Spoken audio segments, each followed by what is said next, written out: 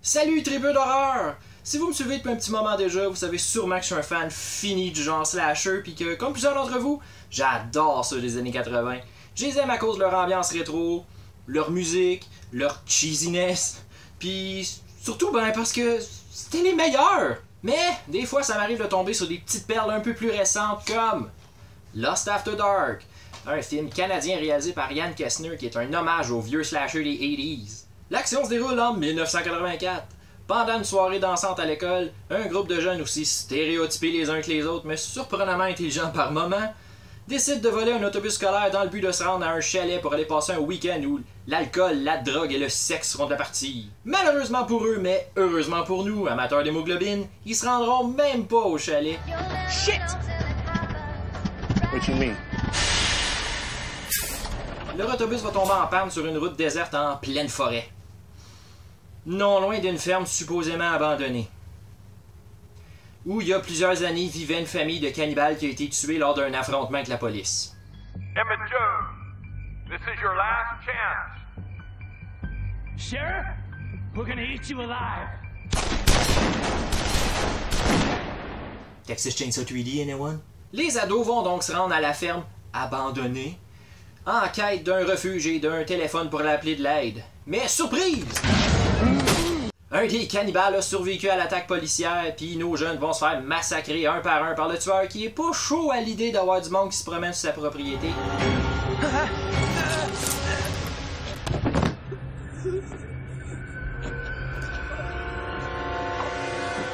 Ouais. Oh. Ça tombe-tu pas assez bien? En plus, il a faim!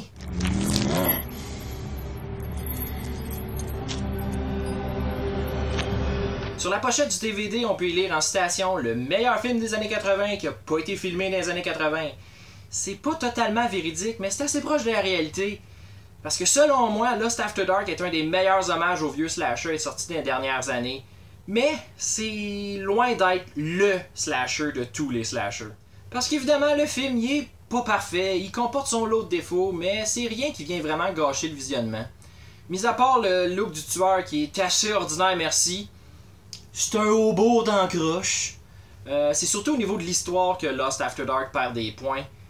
C'est du déjà vu puissance 1000! Des jeunes s'aventurent là où il aurait pas dû, se retrouvent face à face à un tueur, pis meurent. Y a pas plus basic que ça, là. Heureusement, il y a quand même quelques surprises en cours de route qui rendent le tout un petit peu moins prévisible.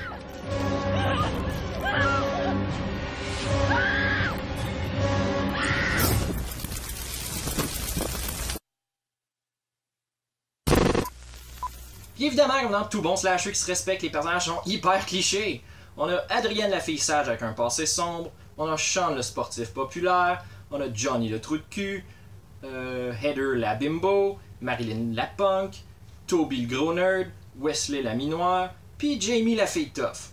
By the way, je sais pas si vous avez remarqué, mais chaque nom fait référence à un grand nom de l'horreur. Adrienne pour Adrienne King, Sean pour Sean S. Cunningham, Johnny pour John Carpenter, Heather pour Heather Langenkamp, Marilyn pour Marilyn Burns, Wesley pour Wes Craven, Toby pour Toby Hooper, puis Jamie pour Jamie Lee Curtis. Il y a aussi le directeur de l'école qui est joué par le T-1000 de Terminator 2 en personne, Robert Patrick. Puis son nom dans le film c'est Monsieur Cunningham. Le film est bourré de clins d'œil comme ça, puis si vous êtes fan de films d'horreur comme moi, vous allez en spotter plein puis vous allez triper comme des petits fous. Personnellement, j'aime particulièrement l'hommage à Lucio Fulci. Marilyn! Marilyn! No! Oh God, please, no, no! Sinon, à part ça, les kills sont le fun à regarder. Il y en a peut-être qui vont dire que ça manque un peu d'originalité puis que ça aurait été le fun d'en voir un peu plus à cause de l'éclairage qui est parfois un peu trop sombre. Mais overall, là, c'est satisfaisant. L'ambiance rétro est superbement bien reproduite à l'écran. Puis malgré le fait que le film a été tourné en format digital, il y a un fil qui a été rajouté pour imiter la qualité d'image des films tournés sur pellicule. Fait que visuellement, c'est top notch. Puis les costumes sont parfaits. Ok, peut-être un petit peu exagéré, mais ça fait partie du charme du film. Dans son ensemble, Lost After Dark est un slasher solide qui se prend pas trop au sérieux, puis un très bon hommage au Friday the 13th, Halloween, Texas Chainsaw Massacre et compagnie. Si comme moi vous vous ennuyez des années où les slashers étaient rois et que vous avez envie d'y revivre, je vous recommande fortement Lost After Dark. Et comme d'habitude, si vous avez aimé mon vidéo, laissez-y un petit thumbs up. Puis si vous aimez ce que je fais et vous voulez en voir plus, abonnez-vous à ma chaîne.